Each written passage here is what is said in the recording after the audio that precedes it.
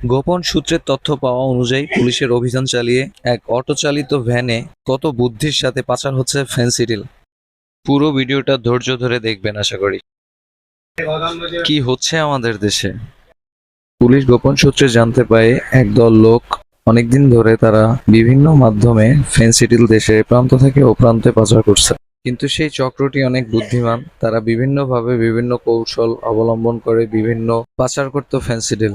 তাদেরকে পুলিশ ধরার জন্য অনেক চেষ্টা করতেছিল, কিন্তু সেই চক্রটিকে কোনোভাবেই যেন হাতে পাচ্ছিল না পুলিশ।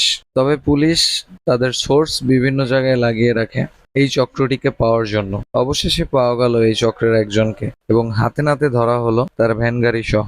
দেখুন তারা কত কৌশল করে ভ্যানের দুইটা পার্ট বানাইছে, নিচে একটা পার্ট, উপরে এর মাঝখানে হচ্ছে ফেনসিডিল, এর উপরে আরো একটা পার্ট দিয়ে স্ক্রু দিয়ে আটকে দিয়েছে, যেটা বোঝার ক্ষমতা সাধারণ কোনো মানুষের নাই।